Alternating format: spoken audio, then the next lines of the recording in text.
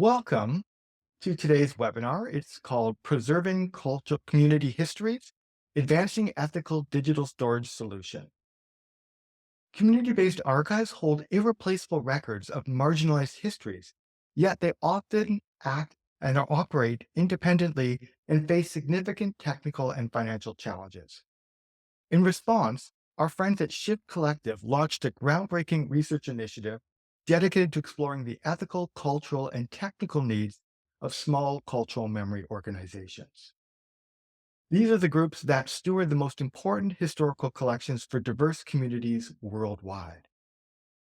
Join us today to learn how your organization can apply Shift Collective's insights to create affordable, sustainable, and ethical digital storage models tailored to the needs of these smaller cultural memory organizations. We're going to discover how this work seeks to address systemic inequities and helps us build a future where community histories are preserved, respected, and accessible without exploitation or resource barriers. I'm delighted to share that this event is supported by an award from the Filecoin Foundation for the Decentralized Web. And my name is Eli. I'll be your event host today. It's now time for me to turn the mic over to our guest experts. We've got two really amazing, accomplished people with us today. So first, we've got Zakiya Collier, who is a community engagement strategist at Shift Collective. Zakiya is an archivist and memory worker, and she supports communities in collectively developing cultural memory practices and designs programs to preserve and share stories. Her work centers on African diasporan, queer, and community-based organizations. And her recent experience includes serving as the community director for Archiving the Black Web, the first digital archivist for the Schoenberg Center for Research in Black Culture, founder of the Black Memory Workers Group, and co-editor of a special double issue of the Black Scholar on Black Archival Practice. She holds an MA in anthropology, a master's in library and information science, and an MA in media, culture, and communication. And with her, we also have John Voss, who is the senior strategist at Shift Collective. John has implemented social justice strategies across sectors as diverse as finance, music, technology, and culture. He helped build Historypin network to over 3,000 cultural memory organizations, co-founded the Linked Open Heritage and Social Change Summit in 2016, and has helped design and build community-centered engagement programs around the world.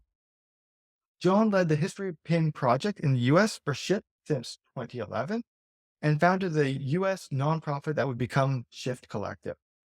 Prior to this career, he did work in economic activism, impact investing, and technology consulting.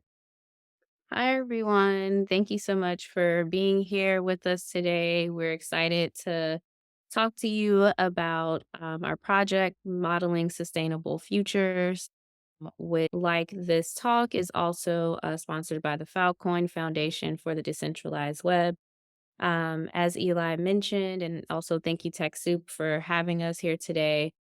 I am an archivist and memory worker and support community-based archives and organizations through archival strategy and thinking about sustainability for these organizations. And I will have my colleague John introduce himself. Hey everyone, it's hard not to see all your faces, so please feel free to send your face emojis in the chat too, so we can see how you're feeling as we get through this, and also just give us questions as they come up. We'll try to get into them. Our hope is to give you a little sense about what we do at Shift Collective, and then get into the project, which is a 3-year research project. And I'm John. You heard my intro. You ain't hearing more about that. So let me tell you about Shift Collective, where you can also find us at shiftcollective.us. We do all kinds of things. One of the things I think that is perhaps the most important is that we're trying to live our lives a little bit differently than the nonprofit industrial complex puts us into. We work as a collective, non-hierarchical team of 5 people. And we do a lot of field building. We also to strategic planning for organizations. We focus on community based archives, which is a catch all of organizations that hold memories in their communities and want to keep them in their communities as opposed to turning their information over necessarily to institutions, having institutions as partners sometimes, but retaining control and ownership of their stories and their history. So you can learn more about all that on the Shift Collective site. You can see our portfolio where we go into the strategy and design consulting that we do, community memory projects, which tend to center around Historypin, and field building, and some of our programs like archiving the Black Web and documenting the now and Historypin, among others. And usually every year or so, we'll have a convening. So we'll give you a way to connect with us towards the end here, so that you can give us a shout and tell us more about what you want to learn about. But for today, we're talking about this project, which is around decentralized storage. And we'll kind of get right into this. So on this, this is a public link to shiftcollector.us/FFTW, and you can learn more about this project. You can sign up for quarterly calls, etc. One of the things is that this is grounded in many years of research, which you can see on the side here, these research reports of working with community-based archives, trying to understand their needs. We have a lot of projects and a lot of funders who want to we've surveyed people to death about what they need. We know what they need. They need money, they need autonomy, sovereignty, and when you get into the details, digital storage is one of the big things as well, capacity building, et cetera. So that's a lot of what our work involves. This project has given us an opportunity to spend 3 years of really digging deep on that. And I think without further ado, I'll turn it back over to Zakiya to start getting into the details of this project. As John mentioned, we are working on a 3-year research project that ultimately looks at some of the risks and harms and related to decentralized digital storage and thinks about how we can mitigate some of the inherent risks that come with technological development, especially when the people who are developing tools and technologies are not the same people that will ultimately be using them. And therefore, some of the values and principles are not always translated into those tools if the people are not in the room. And so, in this 3-year project, I'll just give a brief description of what we have here. So, this project essentially explores the ethical, cultural, and technical needs of small cultural memory organizations, more popularly known as community based archives.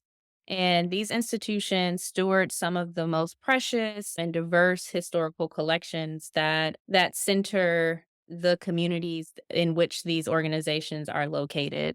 And this project thinks about the long-term preservation and storage of some of the digital assets and collections that these organizations may hold, some of which may be digitized versions of physical materials that they hold in their collections.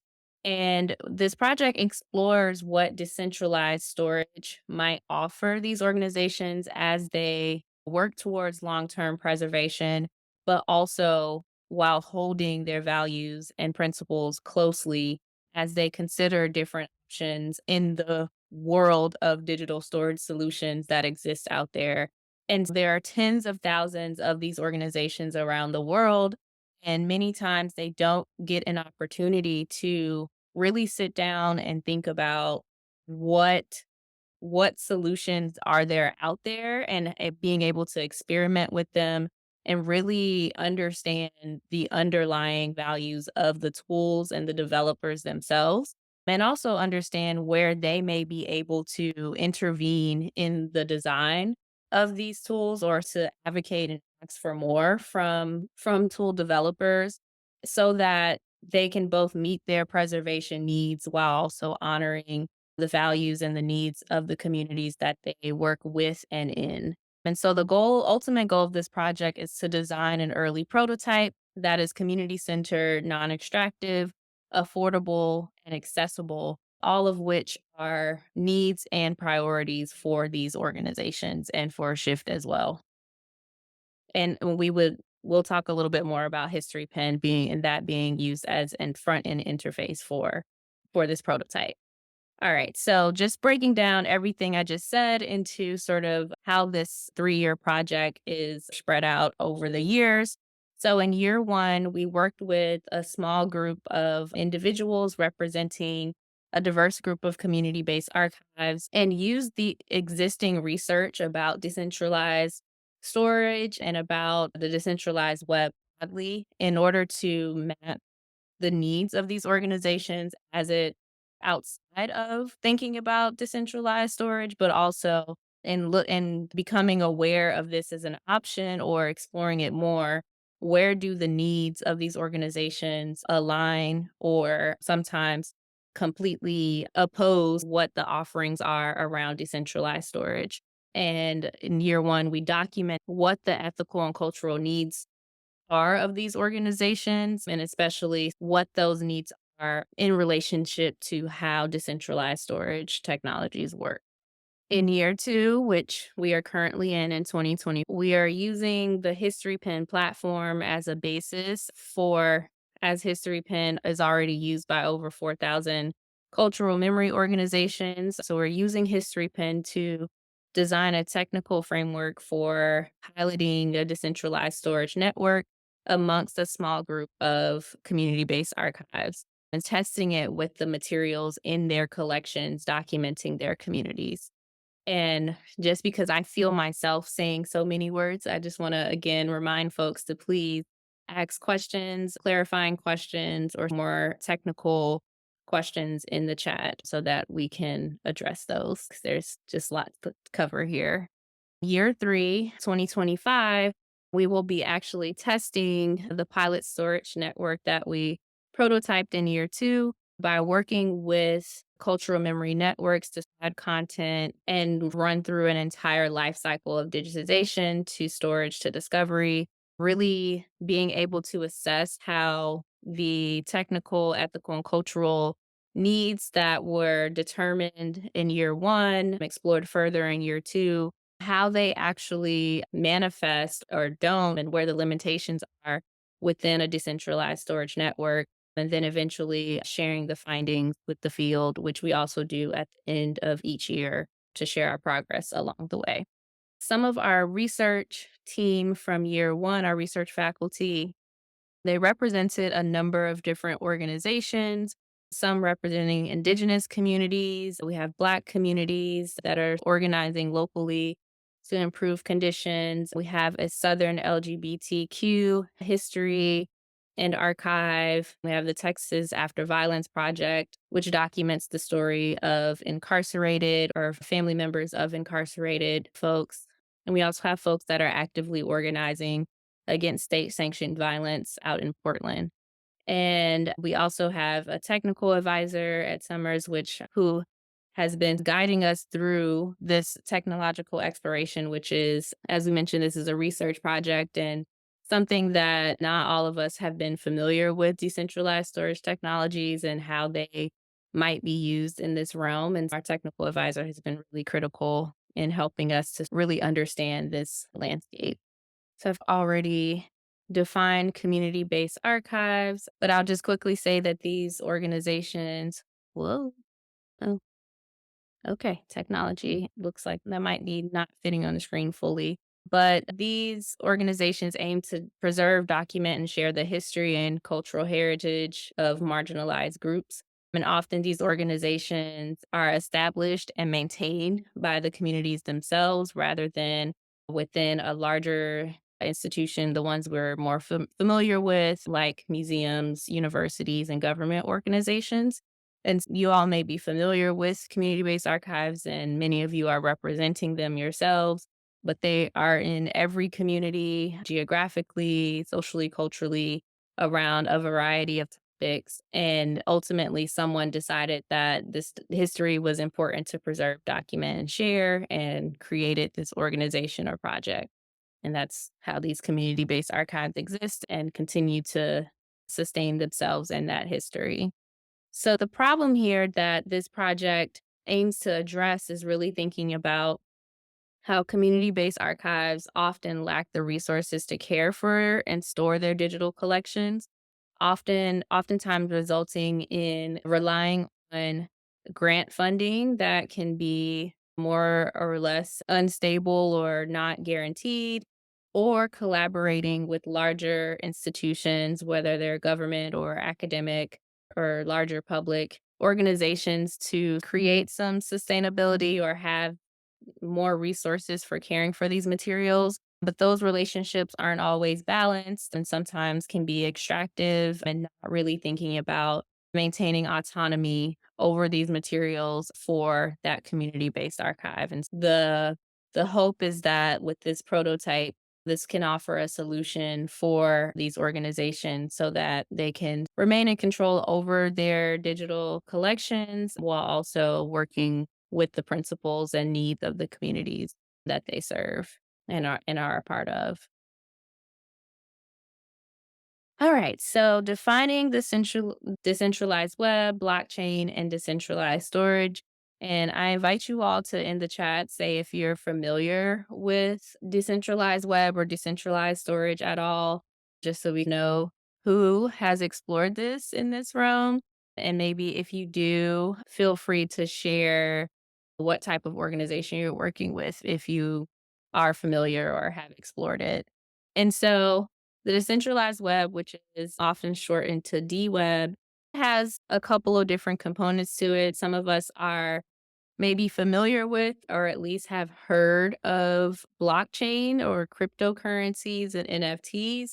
So that's one side of the decentralized web. And we also have the other component, which we are much more interested in, is thinking about decentralized storage, is how we can have supportive, trusted networks where we can store our materials, our digital materials within a trusted network of folks so that we know that the materials are secure. We know that they can't, or they know that they wouldn't be altered by someone for whatever reason or deleted, and that they'll be available to us when we want to access them and not solely relying on maybe our own servers that we host or relying on Amazon Web Services or Google or someone else to be responsible for hosting and preserving and holding these really precious collections, but relying on a network of folks that are maybe in this conversation or in this world, in this field, and value preservation and value trust and autonomy and having that all be in conversation with each other. And Filecoin is right in the middle of both sides of the decentralized web with both the storage and thinking about blockchain. And so we'll talk a little bit more about locks and IPFS as we get into talking about the prototype and trying out these technologies And in. sorry, Zakiya. Okay. I just want to jump in and define LOCKSS and IPFS just for a second so that we're not throwing acronyms out. But lo- LOCKSS is a project out of Stanford University. It stands for Lots of Copies, Keep Stuff Safe. It's been around for about 20 years. And so it's like a very early idea of decentralized storage so that you've got multiple organizations holding content in case one of the organizations loses it. IPFS is an internet protocol. It stands for in freaking classic tech hubris, interplanetary file system. But it's a internet standard essentially that you can use to move files around and encrypt them and whatnot. So that just want and NFTs. I don't even know what the hell that stands for. NFT. Anyway, that's Uh, non not non-fungible fungible. tokens. Yeah, I'm like Steve, non. Steve gets the props on that one. And oh, Melissa, you got in there too. So we'll send you a sticker. Yeah, we try to stay more toward the right side of this than the left side, and count us extremely skeptical of that whole freaking world, of which we're benefiting a bit from this grant, no doubt. But we come in with open eyes. Sorry, wanted to define those. No, no need to apologize. Thank you for that. So, looking at the chat, it looks like it's pretty unfamiliar to most of you. So, you're absolutely in the right place because that is where we began. And that is where we sometimes float back to as we learn more and more about this world and this technology. It is ultimately always a learning and research process, which is part of what we're encouraging and advocating for, is for us to have time to explore these technologies before they become a part of our everyday slate of options and we just hop into it without understanding the world that it's a part of. And yeah, you're right in the right place if you have no idea what we're talking about here.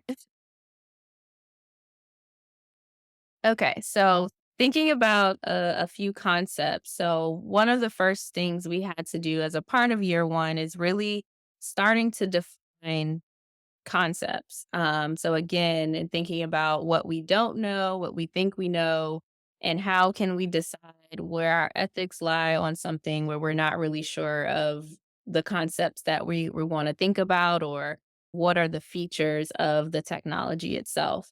And again, decentralized storage is where your data is stored across multiple servers, locations, and devices. Decentralized, where we're not all having everything in one center data storage, where if something happens to that data storage, you know, we're hoping that nothing happens to your materials, but you have more, you can have more, you can relax a little bit more when you know that your materials across different places and spaces, and that you know that you'll be able to access it. And yeah, and know that it'll be there when you're looking for it. Blockchain technology is a distributed digital ledger technology, which is designed to securely store and manage your data. A chain of blocks, which contains a ledger of technology, a ledger of transactions, understanding what is happening with the data and changes that are made, and essentially forming this long continuous chain. We are not doing blockchain, just to be clear. Public ledger, so really understanding a record of the transactions that have happened within a network. So connecting this to archives, really thinking about the provenance of a collection and where the chain of custody and what has happened along the way, and when was something digitized, and really understanding the different things that have happened to a collection. And yeah, the same concept of really understanding and having consistency across the blocks within blockchain. Yeah. So that it can't be altered. So really wanting to have like reliability in the data. Immutability is something we thought about and talked about a lot, of really thinking about being able to change data and when it's necessary to be able to change and when it's not. And so I saw someone ask a question about like government corruption or some sort of corruption, and thinking about when we want things to be able to be changed or made available versus not made available. And whether we always value immutability, or if there are times where we do want things to be mutable because these are active records, or this is an active community that is living and negotiating, whether it's we need to update this or change this but still understand what was there before it. Also thinking about permanence, and again wanting to be able to, whether the technology allows us to, once we add something, can we take it down, or is it there indefinitely? What if we need to take it down because we are dealing with a legal situation or corruption or what have you, and we need to change the visibility of our materials or of our data? And then lastly, thinking about transparency and having everything super public, and also wanting to have accountability in understanding how has data been accessed, how has data been changed, or how it's in conversation with other things within a network, and also understanding who are the people that are a part of a network. And so, what this sort of looked as a part of our research, again, in year one, is thinking about like, how do we actually build trusted networks in real life? Whether that's a trusted network between community based archives, a trusted network between a community based archive and a larger institution, where there can be a more mutual and non extractive relationship there. And what are what are the actual building blocks of that trust that are necessary to have in those relationships, but also that might inform the technology itself so that we can facilitate that trust. And so we're thinking about open and honest conversations and engagement, consensus, and being able to make decisions using consensus decision making practices where, making sure that everybody is okay with these decisions going forward and making sure that everyone understands what is being decided on, like fully understanding the technology, understanding any having access to any research that would inform people's decisions, and also understanding what type of material should be included in a decentralized storage system. A commitment to no mistreatment or derogatory language or personal attacks, and just really being fully committed to supporting each other and being respectful, confidentiality, and wanting to mitigate any harm because of privacy violations within decentralized storage platform, having constant communication and consent, having a commitment to equitable access, again, to, yeah, not wanting to recreate some of the issues that we are trying to solve, having openness to learning new technologies, as difficult as that process may be, as there seems to be endless technologies that are created like every second. And also having in depth guidelines and oversight committees so that there is institutional accountability within this work and within and between partners as well. And understanding what this trust building looks like in real life, our research faculty developed a harm reduction design requirements for technical development. And so really thinking about how can we think about engaging with a technology like decentralized storage while also wanting to avoid creating any forms of harm as much as possible. Recognizing that the technology already exists, we are not by trade software developers, tool developers in any way, shape, or form, but how can we think about the principle of do no harm or do little harm despite what may already be built into the technology? And I'll just say that harm reduction language comes from mutual aid and organizing work and thinking about the harm that may already be inherent in oppressive systems or the harm that may already be existing in the world. But how can we lessen that impact for the sort of most affected? And how can we just create supportive systems for each other while recognizing the larger system that we may be a part of? And that looks like sort of mitigating harm by creating language or education or training around the pitfalls of these platforms and having awareness of the harms that are there so that people can make informed decisions, having support for communities based archives and their partners in order to assess and engage about these platforms and understand what works for them, what needs to be revised, making sure we always have physical accessibility, and that I think that one is pretty straightforward. Having cultural humility and understanding and making sure that the platforms have cultural competency to support people with different backgrounds, understanding the privacy implications and the potential harm of sharing materials within a network or within this technology, and just, yeah, understanding what potential harm is there.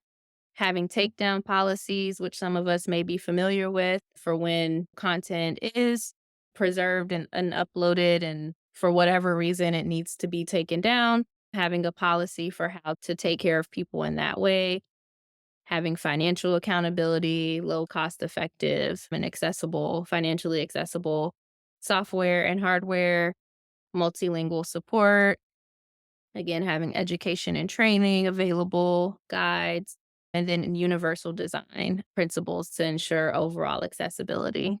Okay. And lastly, I'll get into in thinking about all of the concepts we just talked about, the concepts of the technology, of understanding the technology itself, understanding the potential harms and how to mitigate them and how to take care of each other within a trusted network.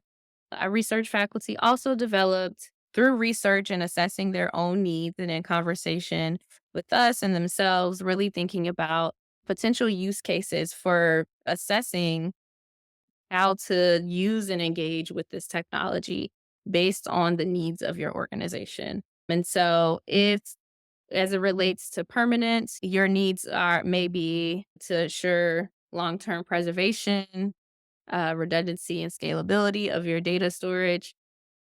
I think that's something we all maybe look for in terms of wanting to have this long-term preservation, understanding the benefits of having the permanence and also having your material stored on multiple servers.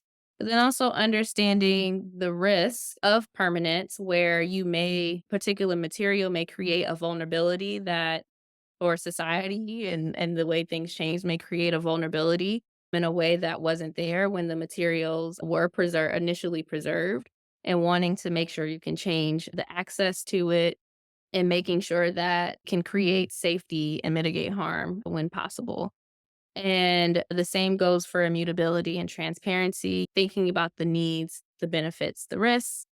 And we also went through thinking about specific use cases by organization type. So, thinking about an indigenous knowledge collection and how the needs, goals, benefits, and risks may look differently based on the specific needs of an indigenous community and also the specific conditions under which they live legally, socially, culturally, and how that may look different from another organization that sort of doesn't have the same parameters or conditions and therefore not the same needs, goals, benefits, and risks.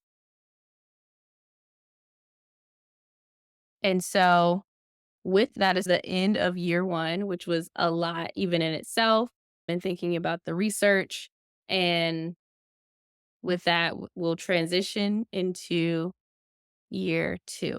And so I'll pass it on to you, John. Yeah, I'll try and be brief. I want to make sure we have some questions for or time for questions here. So that was like that whole year was focused on the ethics. Imagine having the luxury of a year of time to work together with a group and put ethics before the tech itself. That is an absolute rarity and super important for this project. In year two, we actually started to get into developing some of the tools based on that. And I won't go into super technical details, but I'll give you a little bit of a snapshot of it. So let me show you these slides actually. And these are slides from Ian Davis, another one of our technical partners who came in on year two, and he actually works with the Filecoin Foundation for Decentralized Web. And I forgot to tell him that Historypin is capital H, not a capital P, just in case you're wondering. This is how the Historypin platform works, and I'll show you a little bit more about Historypin. Actually, I'm going to show you right now. This is Historypin. If you go to historypin.org, you can see how to use it. It's free for anyone to use. We do have like upgraded accounts and things like that you can use. So this is one of our 6 partners who in year two, they were the Asian Pacific Islander Americans in Historic Preservation, Black in Appalachia, Invisible Histories Project, Manila Town Heritage Foundation, Mescalero Community Library, and Southside U.S. Colored Troop Coalition. Each of these organizations created 10 collections using Historypin. And API HIP, they have tons of collections actually. And you can see within these collections. So this collection is the National Register of Historic Places that are relevant to Asian Pacific Islander Americans. And as you pop through these things, you can see if you go into a pin, you can actually see where that building was and do a little overlay. Oh, there's a condo there now. It seems not entirely surprising. So that's interesting to see. And each of these collections, if I go look at Black and Appalachia real quick, and it's helpful to see it this way. There's a couple ways you can search for things, either through members or through collections. There it is, Black and Appalachia. And you can see they've added 650 pins as part of this project, which was amazing. And this is content super relevant to their communities, looking at organizations like the Swift Memorial Institute, or looking at individual towns like Greenville, Tennessee. So when you pop into this, you can see on a map, here's where the content lives. They've got videos here. Looks like this is focusing on one particular place. You can add oral histories. So this is the content that we are interested in saving for the long term. So this is the front end, as we call it. When we look really quickly at the back end, this is a diagram of what that looks like. So Historypin, imagine that website that I just showed you. All of our content now is stored in the cloud. The cloud is basically a bunch of servers owned by a bunch of companies somewhere. And Paula, to your point there, which I think is great, like who owns that stuff? When we put it onto Google Cloud or I put it onto DigitalOcean is another one of our vendors. Those are ultimately, we own it, but it's controlled by somebody else. And so the community-based archives or individuals or school groups are putting stuff onto Historypin. That's ultimately where it lives. What we're looking at now in year 2 is what we call data lifeboat is a term that another organization is using, the Flickr Foundation. We're calling it Pincushion for ours, which is basically taking that data out of the cloud storage and putting it onto this institutional network or organizational network where we actually maintain those servers ourselves. Kind of how the internet used to be in the old days. You'd have a server and you'd host it out to the world. Now we're trying to go back to there potentially. Pincushion, Ed, there it is. That's what we're going for. This institutional network is what we've been experimenting with this year. So the interplanetary file system is one that I told you about, IPFS.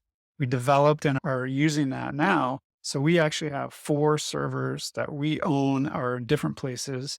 Ed, Ian Davis, and Chris Schritz, who are our technical advisors and our tech team on this. Each of those are running a server like that now. And now we're also, this year, we're using Locks, which is another kind of software system to allow us to do that. And I'm going to try and keep an eye on some of these questions too. But so anyway, Logs is now being used on 3 or 4 computers as well. So imagine if you had, and this gets back to your question, Paul, what if you had a group of libraries who wanted to maintain their own data? It never goes to the cloud. It was not susceptible to FOIA requests, subpoenas, et cetera. If you have sensitive data, that's something to think about. And if you lose access to it for whatever reason, you're now dependent on these communities that you're working with. So it's really about building these trust communities in real life. I know I'm not showing, I'm keeping an eye on my slides and you can see these. I'm just trying to figure out what I want to show you from this. Maybe I'll leave it at that and say that in year 3, this is what we're starting to go into now, a fully decentralized backend. No, we're not actually going to go that far. We'll probably be here this far. This is a prototype. This is something that we're testing. This isn't meant to be in production at this point, but it is something that we're designing into our future. So the idea here is you've put tons of work. We look back at this content. This represents hundreds of hours of work that's now online. And in fact, when we look at our 6 groups, 2 of them had to deal with the effects of climate change ultimately, right? The Mescalero Community Library had wildfires that almost threatened their library and the Mescalero Apache lands. And Black and Appalachia was almost wiped out by Hurricane Helen, I think. Helen or Helene was the H one. So now you're like, oh, okay, all of our data is up here on the web. If we lose our physical archives, how can we then get back to having a copy of that? So this is really relevant stuff for a lot of ways. Let's see if I can get back to, yeah, I guess I don't need to go down that rabbit hole. So I think that's what I'm going to, yeah, okay, good. I'm taking a quick look at these questions, but I think I might want to leave it at that. I don't know, Zakiya, and have some time for questions. Thank you all for the wonderful questions in the chat, which we will try to address during Q&A. But we also, if we don't get a chance to answer your questions and you have more questions, we do invite you to reach out to us and share your questions with us. And I just dropped a link in the chat if you do want to share more information or otherwise get involved with Shift Collective and our work. Yeah, I guess we'll wrap it up there. First question here is, Can any group contribute to Historypin, or is this by invitation? How does someone get engaged? Yeah, absolutely. Anyone can participate. There's over 4,000 cultural memory organizations represented already, from the really big, like National Archives, State Library of Queensland, et cetera, all the way down onto individuals and small history enthusiasts. Awesome. Peter comes with a big question, which is when you talk about long term storage, does that mean 5 years, 25 years, generations? What does that mean when you think about it? Yeah, Zakiya, do you want to hit that from an archivist perspective? Sure. I'm not sure which part of the presentation this was in response to, but ultimately, long-term storage means for however long, the powers that be, the universe will allow us to physically and digitally care for that item, that document, that piece of history. And as an archivist, I guess I have the responsibility of saying we can't keep everything all the time, and everything is not meant to last for forever. However, there are things that we do decide and make active decisions and actively dedicate our resources to preserving. And for those things, ideally, we want to keep them for as long as they want to stay with us. And sometimes we can make decisions about this is something we only want to keep for this amount of time, or we only want to invest resources for this amount of time. But that's on the rarer side. We usually, once we've dedicated resources into preserving, it's for as long as we possibly can. Awesome. So I've got a question here from Rowan who's really saying they're intrigued by how this could play out in communities who maybe are monitoring government corruption, and the idea of then having this really immutable permanent record that's transparent feel like it's actually a really good fit. In your research, did you run into organizations that are applying these concepts to things like corruption research or other things like it? Yeah, maybe I can tackle that. There's a lot of great stuff like that, and obviously Eli and Billy can connect you with more. The FFTW's funded a lot of great groups who are doing human rights activism. The Rohingya Project is one of them. I think there's a lot of them. Open Archive is another. So there are a lot of resources for that and ideas on people who are doing that kind of work. And this is a great use for it too, for sure. Awesome. I'd also love us to go a little bit deeper into this idea of this gap between ownership and control. And we see still people coming at this question around FOIA and privacy and this idea of just saying, so right now, if you're hosting something on a server that's run by Google or someone else, as you say, you own it, but they control it. But you were saying you've been setting up a system where you run your own servers. Can you talk a little bit more about what led you to that choice and what benefits you might see from that? Oh, crap. Keywords to that question. Yes. Ownership, control, self-hosting of data. Why? Oh, yeah, why? Yeah, you named it in the question, really, and I think that and I noted in the comments there too, there's a full report that Zakiya was really summarizing, from this. I encourage you all to check that out, to go deeper into those reasons. It's different for each community, and we even found with our group of that research faculty that there was really a diversity of needs that sometimes were oppositional to each other. So we really started to get to a point where we start to think about like groups that have like needs and that they might have a storage network that they're focusing on. Some people want to keep, and back to what Ron was saying, like some people are wanting to keep data public. Some people want to keep data private or from being attacked or from being taken down. There's a lot of different reasons, particularly in our history right now, as we're seeing a need for people to protect their stories when it comes to cultural memory, for sure. Yeah. And actually, having read that summary report, I highly recommend it. It goes really great in depth into pros and cons for different kinds of organizations solving different kinds of problems. And it's really accessible. It's clearly written. It's not written up in academic ease. So I would strongly encourage you to download it and give it some of your time.